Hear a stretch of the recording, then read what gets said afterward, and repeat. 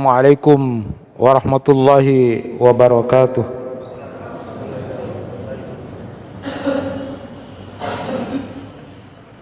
Innal hamdalillah nahmaduhu wa nasta'inuhu wa nastaghfiruh wa na'udzu billahi min sururi anfusina wa min sayyiati a'malina. May yahdihillahu fala mudhillalah wa may yudlil fala hadiyalah. Asyhadu an la ilaha illallah wahdahu la syarikalah wa asyhadu anna Muhammadan abduhu wa rasuluh. Allahumma salli wa sallim ala nabiyyina Muhammadin wa ala alihi wa ashabi ajma'in. Fa ya ibadallah, usikum wa nafsi bitaqwallah faqad fazal muttaqun. Kama qala ta'ala fi kitabihil karim, ya ayyuhalladzina amanu taqullaha haqqa tuqatih wa la tamutunna illa wa antum muslimun. Ya ayyuhan nasu taqu rabbakum alladzi khalaqakum min nafsin wahidah wa khalaqa minha zawjaha wa bassa minhuma rijalan katsiran wa nisaa'a wattaqullaha alladzi tasaaluna bihi wal arham innallaha kana 'alaikum raqiba. Ya ayyuhalladzina amanu taqullaha wa qulu qawlan sadida yuslih lakum a'malakum wa yaghfir lakum dhunubakum wa may yuti'illaha wa rasulahu faqad faza fawzan 'azima. Wa qala Rasulullah sallallahu alaihi wasallam, ittaqillaha haitsuma kunta wa adbi as-sayyi'atal hasanata tamhuha wa khaliqin nas bi khuluqin hasanin. Ma'asyiral muslimin rahimakumullah, dari atas mimbar ini saya mengajak saya pribadi dan hadirin senantiasa meningkatkan ketakwaan kita kepada Allah Subhanahu wa taala, berusaha semaksimal mungkin untuk menjalankan apa yang menjadi titah perintah Allah dan menjauhi apa yang menjadi cegah larangan Allah Subhanahu wa taala. Karena kita sadar dan kita paham bahwa puncak pendakian keberagamaan seorang muslim, seorang mukmin adalah menjadi orang yang bertakwa. Karena orang yang bertakwalah yang akan dimuliakan oleh Allah Subhanahu wa taala di dunia dan terlebih nanti di akhirat. Inna akramakum indallahi atqakum. Bahkan kemudian dalam konteks apa yang sudah pernah kita lakukan, kenapa kemudian orang bertakwa itu akan menjadi orang yang dimuliakan oleh Allah? Karena ketakwaanlah yang akan diterima oleh Allah Subhanahu wa taala. Allah akan memberikan keridhaannya kepada hambanya manakala dia bertakwa. Maka dalam Quran surat Al-Hajj ayat 37 yang sudah mungkin sering kita dengar di suasana Idul Adha ini adalah la yanallahu luhumaha wala dima'uha walakin yanaluhu at-taqwa minkum. Allah tidak menerima daging-daging sembelihan itu. Allah tidak menerima darah-darah binatang yang sudah kemudian dihempaskan itu, tetapi Allah menerima ketakwaan dari kalian. Artinya bahwa tradisi yang dilakukan oleh orang-orang terdahulu, orang-orang kafir Quraisy itu, yang kemudian mempersembahkan sesuatu kepada yang dianggap Tuhan mereka dengan jalan mendekatkan diri dengan mengorbankan ternak-ternak itu, lalu kemudian darah-darah binatang itu ditempelkan di dinding-dinding Ka'bah itu. Lalu kemudian juga daging-dagingnya ada yang kemudian dengan aroma yang sangat harum kemudian dimasak sehingga kemudian asapnya ke langit, seperti yang dilakukan oleh orang-orang Yunani kuno, dan mereka beranggapan bahwa Tuhan akan senang dengan itu. Tetapi bukan, Allah tidak menerima itu semuanya, tetapi yang diterima adalah ketakwaan kepada Allah Subhanahu wa taala. Artinya keikhlasan, ketulusan dia ketika berkurban. Bahwa efek sosial dari kurban itu adalah berbagi makanan dengan daging-daging ternak yang sudah disembelih itu untuk menguatkan fisik kita, untuk menguatkan kecerdasan kita, sehingga kemudian kita bisa mencari ilmu dan beribadah kepada Allah Subhanahu wa taala. Maka di samping itu yang lebih utama itu adalah yang diterima adalah ketakwaan kita kepada Allah. Artinya keikhlasan, ketulusan hati ketika berkurban pada Allah Subhanahu wa taala. Sehingga kalau suatu saat pernah Rasulullah menyebutkan at-taqwa hahuna sambil berisyarat kepada dadanya, takwa itu ada di sini. Dalam hadis disebutkan juga bahwa ala inna fil jasadi mudghah idza saluhat salal jasadu kullu wa idza fasadat fasadal jasadu kullu. Ingatlah bahwa di dalam tubuhmu itu ada satu daging yang kalau daging itu baik maka akan baiklah seluruh perbuatanmu. Begitu sebaliknya, jika daging itu kemudian tidak baik, maka tidak akan baik pula apa yang akan dilakukan. Dan itu adalah hati. Ketika hati penuh dengan ketulusan, keikhlasan kepada Allah, maka perilaku keseharian kita dan akhlak kita penuh dengan kedamaian dan ketakwaan kepada Allah Subhanahu wa taala. Oleh karena itu hadirin yang dirahmati Allah, bahwa yang dimuliakan oleh Allah adalah orang-orang yang bertakwa itu. Sehingga banyaklah setiap Jumat ini kita diingatkan untuk mengevaluasi tingkat ketakwaan kita kepada Allah Subhanahu wa taala.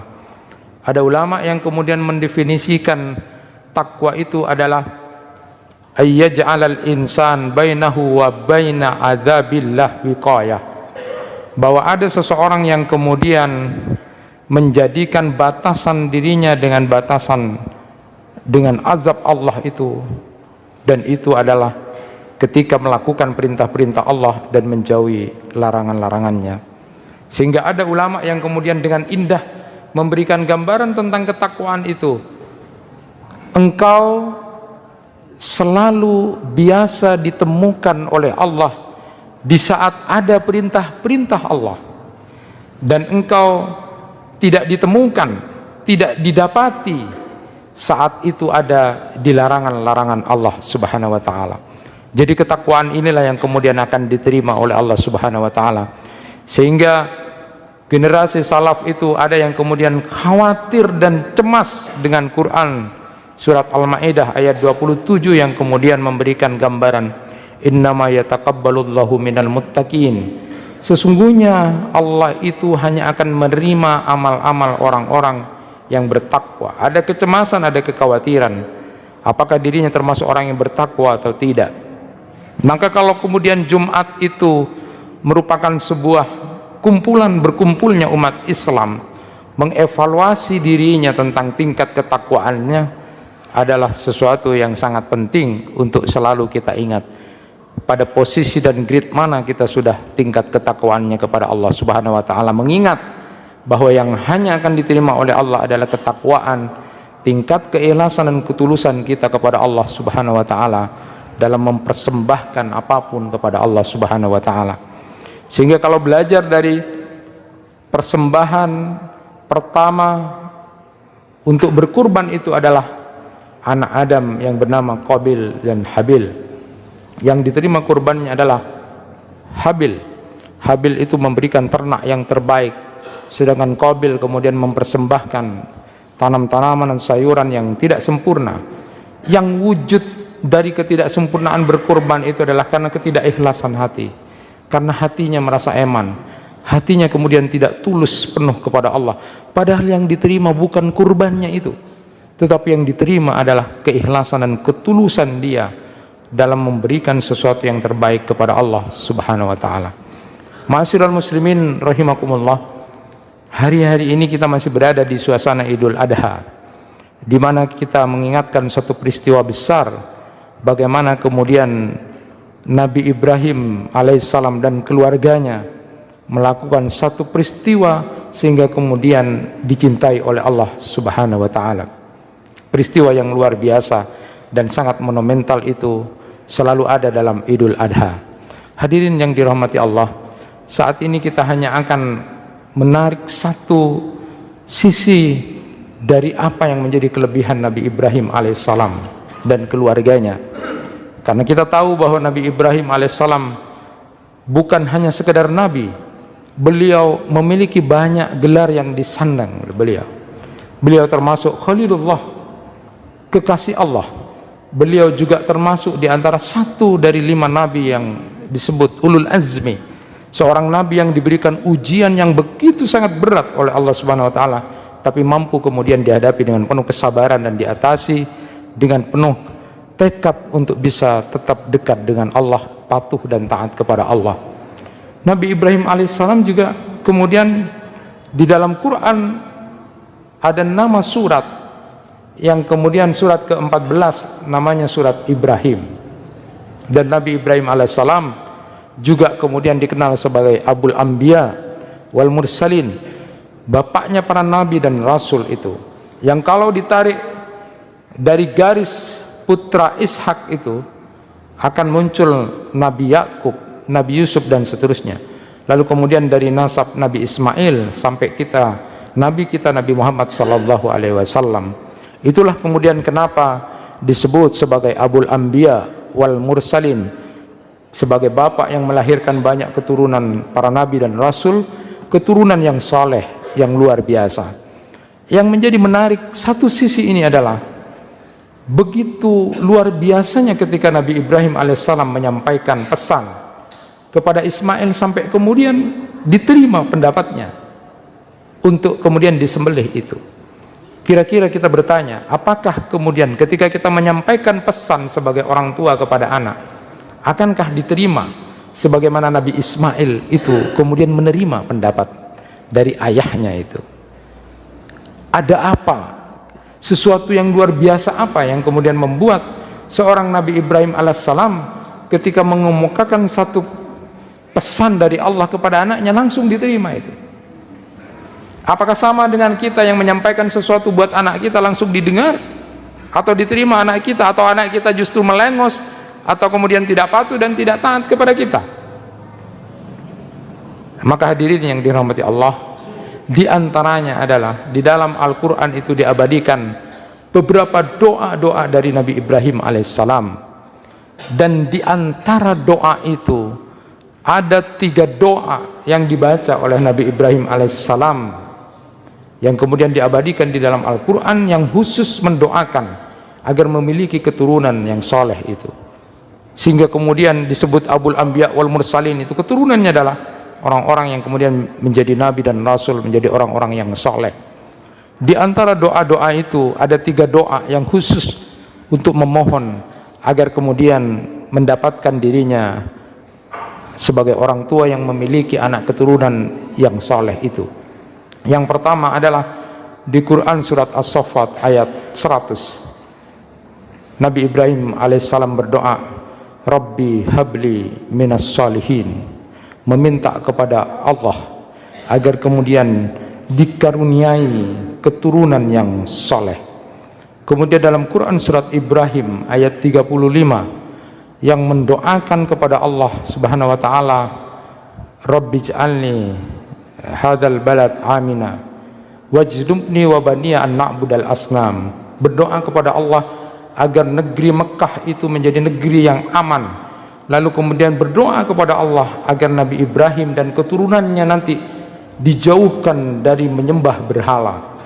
Kemudian di Quran surat Ibrahim ayat 40 doanya adalah Rabbi ij'alni muqimas salati wa min dzurriyyati wa taqabbal du'a.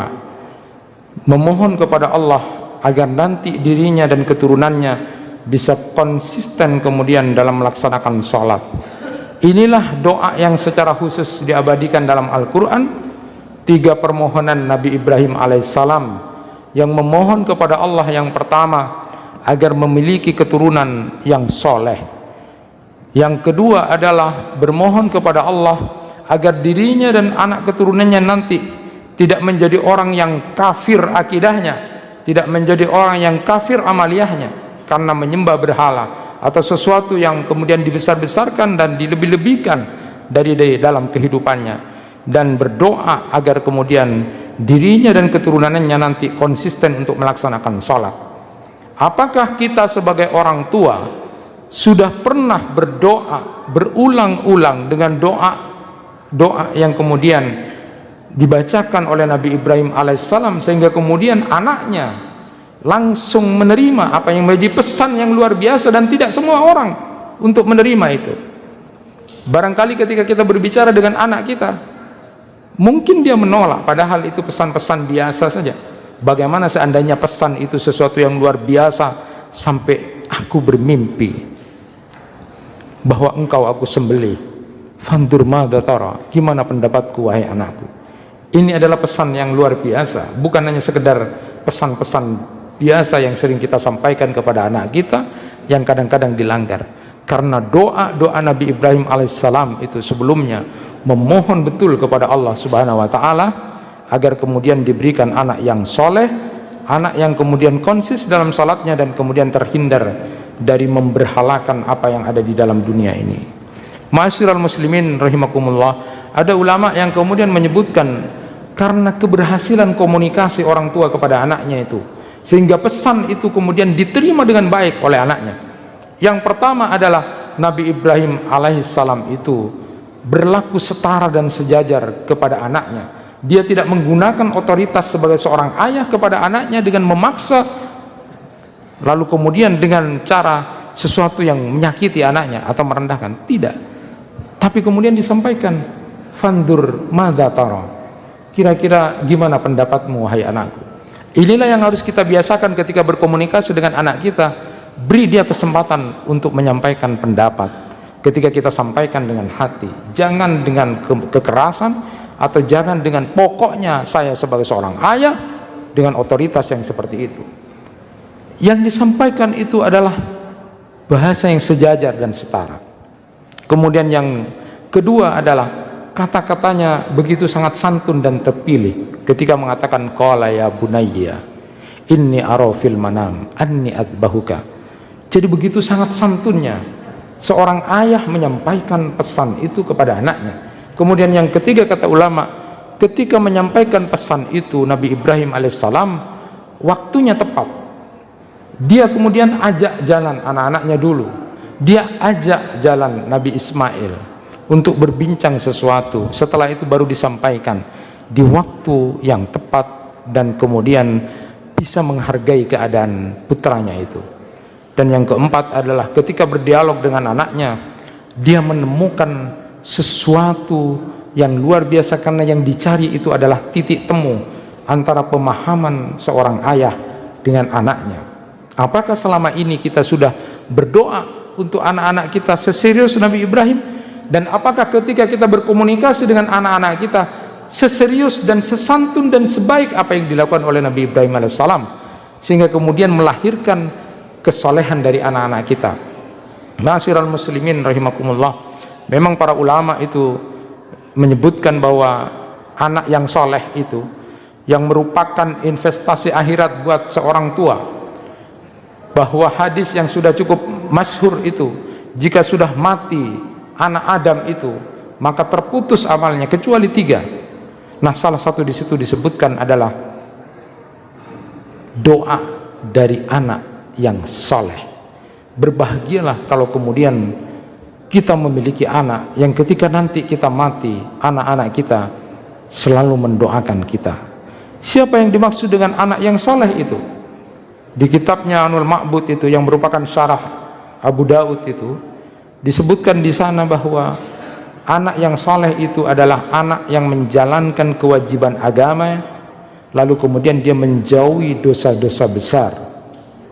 Itulah anak yang soleh.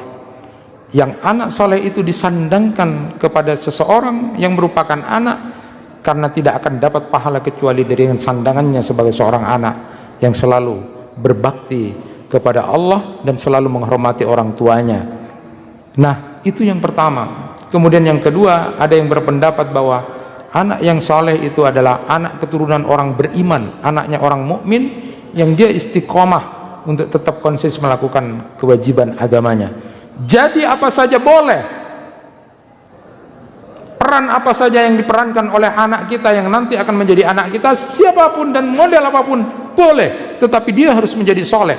Mau jadi dokter silakan, mau jadi insinyur silakan, jadi apapun anak kita dalam maisha kehidupannya, ketika dia mencari hidup dan dia punya profesi apapun, yang penting adalah doa anak kita menjadi soleh.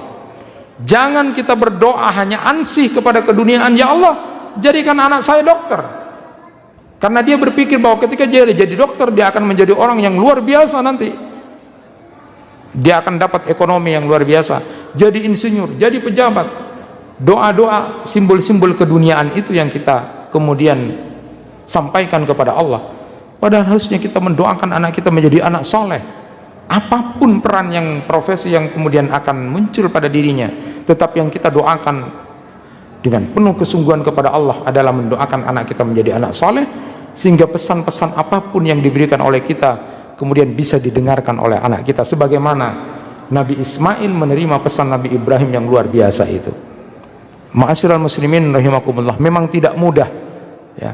Kalau ada orang alim yang menyebutkan kalau kita menginginkan anak-anak kita menjadi anak-anak soleh sudah sejak dari kandungan sampai kemudian niat kita dan sebagainya, maka kasih yang pertama, kasih makan yang halal, kasih makan makanan yang halal, karena itu punya pengaruh besar terhadap pertumbuhan dirinya, baik mental, psikologisnya maupun perilakunya.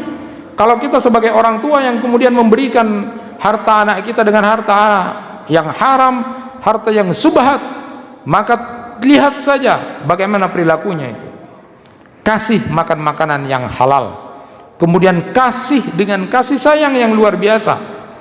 Kita menganggap bahwa anak kita itu adalah amanat yang dititipkan Allah kepada kita, yang nanti kita akan dimintai tanggung jawab sebagai seorang ayah, sebagai orang tua buat anak-anak kita itu. Dan beri dia dengan tangisan air mata. Tangisan air mata itu adalah maknanya di sepertiga malam terakhir kita khusus mendoakan juga anak-anak kita menjadi anak-anak yang soleh. Kita cium kening mereka dan selalu mendoakan anak kita menjadi anak yang soleh. Sebegitukah yang sudah kita lakukan? Seserius bagaimana Nabi Ibrahim alaihissalam yang kemudian menjadi contoh uswah bagi keluarganya, sebegitukah kita? Ataukah kita hanya kemudian memarahi diri kita yang suka kemudian menyalahkan anak yang kemudian banyak tidak mendengarkan kita dan membuat apa yang kita sampaikan tidak diterima dengan baik? Itulah yang harusnya kita pikirkan, sebagaimana Allah Subhanahu wa taala juga berfirman di dalam Quran surat An-Nisa ayat 9 itu, hendaknya kamu takut kepada Allah, nanti meninggalkan keturunan yang lemah, bertakwalah kamu kepada Allah dan berucaplah dengan kalimat-kalimat yang tegas. Allah mengingatkan jangan sampai kita punya keturunan yang lemah. Lemah apa saja? Lemah imannya, lemah ekonominya, lemah fisiknya, lemah mentalnya, terutama lemah dalam akidah itu. Jangan sampai meninggalkan anak-anak kita seperti itu. Kalau kita berharap nanti bisa berkumpul kembali dengan keluarga kita bersama di surga sebagaimana keluarga Nabi Ibrahim alaihissalam. Teruslah muhasabah bagaimana kita ayah sebagai seorang bapak, sebagai seorang ayah buat anak-anak kita, dan bagaimana kita mengevaluasi anak-anak kita untuk mengantar menjadi anak-anak yang soleh. Mudah-mudahan apa yang disampaikan ini bisa memberikan sebuah wacana buat kita, wawasan untuk kemudian berdoa kepada Allah agar anak keturunan kita betul-betul menjadi qurrata ayun, menjadi penyejuk mata yang kemudian selalu melakukan ketaatan dan kepatuhan kepada Allah dan juga menerima pesan-pesan kita dengan baik. Barakallahu li wa lakum fil Qur'anil azim wa nafa'ni wa iyyakum bima fihi minal ayati wa dzikril hakim. Aqulu qawli hadza wastaghfiru innahu wal ghafurur rahim. Alhamdulillahi rabbil alamin wa bihi nasta'inu ala umuri dunya waddin. Asyhadu an la ilaha illallah wahdahu la syarikalah wa asyhadu anna Muhammadan abduhu wa rasuluh. Ma'asyiral muslimin rahimakumullah, marilah kita berdoa kepada Allah Subhanahu wa taala. Mudah-mudahan anak-anak kita menjadi anak-anak yang soleh, menjadi anak-anak solehah, bukan hanya sebagai perhiasan dunia, bukan hanya sebagai fitnah atau ujian pada kita, apalagi bukan akan menjadi musuh kepada orang tuanya. Kita berharap mudah-mudahan anak-anak kita menjadi anak-anak yang qurratu a'yun. Kita berharap juga mudah-mudahan siapapun yang hamil, siapapun yang kemudian diberikan oleh Allah agar kemudian melahirkan putra-putrinya penuh dengan kasih sayang dan mencintai anaknya, sehingga kemudian Allah pun tidak murka dan tidak marah dengan apa yang dilakukan. Bismillahirrahmanirrahim. Alhamdulillahirabbil alamin. hamdan yuafi ni'amahu wa yukafi mazidah. Ya Rabbana lakal hamdu kama yanbaghi li jalali wajhikal karim wa 'azimi sultanik. Allahumma salli ala Muhammad wa ala ali Muhammad kama sallaita ala Ibrahim wa ala ali Ibrahim innaka Hamidum Majid. Allahumma barik ala Muhammad wa ala ali Muhammad kama barakta ala Ibrahim wa ala ali Ibrahim innaka Hamidum Majid. Allahumma ighfir lil muslimina wal muslimat wal mu'minina wal mu'minat al ahya'i minhum wal amwat innaka antas sami'un qaribun mujibud da'wat. Rabbana zalamna anfusana wa illam taghfir lana wa tarhamna lanakunanna minal khasirin. Allahumma ahsin akibatana fil umuri kulliha wa ajirna min hisid dunya wa adzabil akhirah. Rabbana la tu'akhidna in nasina aw akhtana. Rabbana wa la tahmil alaina isran kama hamaltahu ala alladhina min qablina. Rabbana wa la tuhammilna ma la taqata lana bih wa'fu 'anna waghfir lana warhamna anta maulana fansurna 'alal qaumil kafirin. Rabbana hab lana min azwajina wa dhurriyyatina qurrata a'yun waj'alna lil muttaqina imama. Rabbana atina fid dunya hasanah wa fil akhirati hasanah wa qina adzaban nar. Subhana rabbika rabbil izzati amma yasifun wa salamun alal mursalin walhamdulillahi rabbil alamin. Aqimissalah.